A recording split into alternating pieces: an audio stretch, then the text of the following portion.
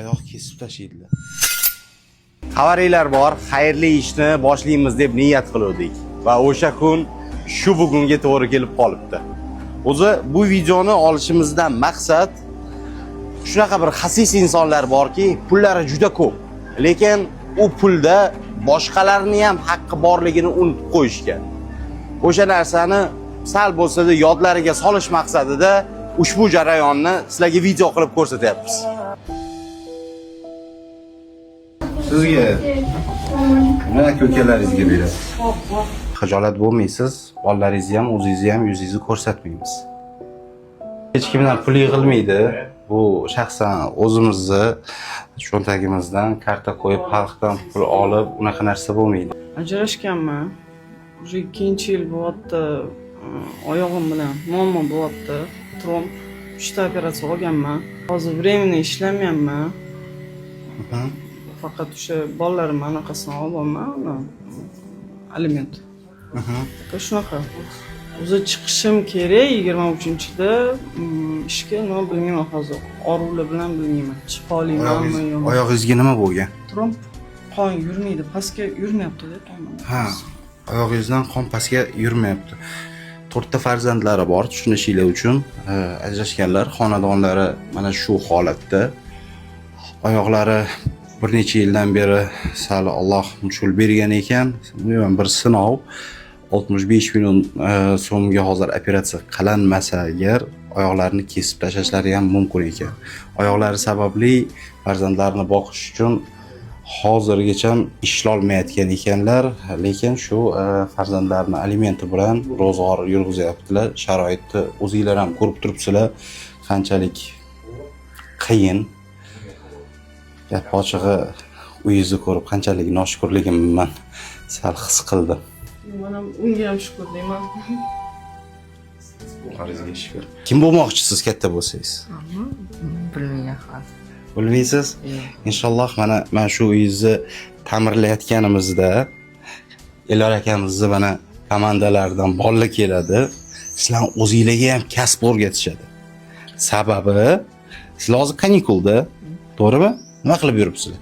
Bunikida o'sha yurib aylanib. Bo'ldi. Endi uylaringizda Elor akam bolalari bilan o'zingizlar uchun chiroyli uy qurasizlar. Mehnat qilishni o'rganamiz. Ha? Erkak istimasi bilan, kuchi bilan har doim. Bu sportsmenlarga. Yo'q-e? Men sportsmenlarga. Sportga borasizlar. 3,5 yil. 3,5 yil chempion bo'lganmisiz? Nimaga? Chiqarishmagan. Endi chiqaramiz sizni. Kelajak yili hali oldinda. Eng qizig'i kichkinamiz oshpaz bo'laman. Yo'q-e? Voy, Bexga qani? oshpaz. Nimaga oshpaz bo'lasan? Я люблю готовить. Nima yedinglar bugun? Sati. Sati? Da, yasam bitdi. Donu. Bolalarning o'zi ovqat pishirayotgan ekan. Ha, gaz plita bo'lmadi. Qanaqa pishirdingiz? Bizda gaz. Gaz plita yo'qmi uyda? Yo'q, gaz bo'tda вообще yo'q. Ha, bu yoqda umuman. Elektrичество. Gap ochig'i qanchalik noshukrligimizni his qildim. Xavazilniklari bo'sh. Xonani ahvolini ko'ryapsizlar va ona 4 ta farzandi bilan mana shu joyda yashab turibdi. Erlari bilan ajrashganda qanchalik nomard erkaklar ko'pligini men shu bugun yana bir bor his qildim.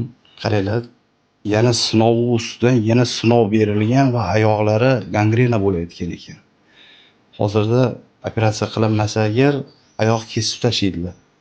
Ya'ni shunda ham shunisiga ham Allohga shukr deb turibdilar. Boshqa gapim yo'q.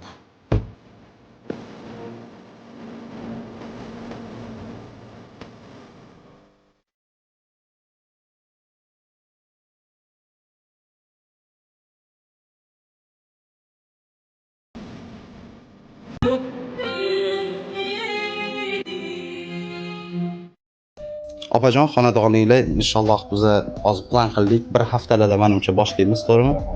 Bir haftalarda boshlaymiz. Bir haftadan keyin sizlarni biz boshqa kvartiraga o'tkazamiz. Bir oy o'tganidan keyin inshaalloh birdan ko'chib o'tasizlar yana. Bolalarga kena hunar o'rgatmoqchimiz.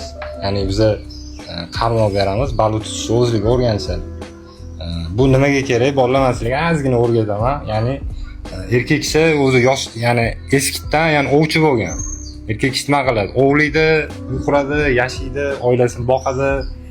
Xudo xolasa mana sizlar hali yosh ekansizlar, kichkinamiz katta oshpaz bo'lsizlar, sizlar ham o'zingizlar qo'ygan maqsadingizga erishinglar. Xudo xolasa biz o'zimizni hunarimizni qo'limizdan kelgancha nima o'sha ya'ni beriladigan narsa bo'lsa, biz tayyormiz shu bolalarga berishga. Yaxshilab o'rganib olsanglar shu hunarlarni, sizlar ham keyin ya'ni katta odam bo'lib shunaqa ya'ni yaxshiliklarga yurasizlar inshaalloh. Bu loyihamiz uchun biz hech kimdan pul so'ramadik. Mana homiylarimiz Kontrast kompaniyasi, bu yerda BR Group, Qo'yqadam. Xullas, o'zimiz cho'ntagimizdan mana shu o'yinni polniy biza bitirib bermoqchimiz. Aka, qancha vaqt bizga kerak bo'ladi buning uchun? Umumiy где-то bir oycha ketadi deb o'ylaymiz. Chunki Bir oycha. hamma narsa ya'ni boshqatdan qilish kerak ekan. O'sha ahvol ketib qoldi. Inshaalloh bir oyda bitiramiz. Siz nima deysiz? Xo'sh, xudo xolasa xomashyolardan muammo bo'lmaydi. Yetkazib beramiz. Xudo xolasa Elyor akam bilan birga bir oyda bitkazamiz. Inshaalloh.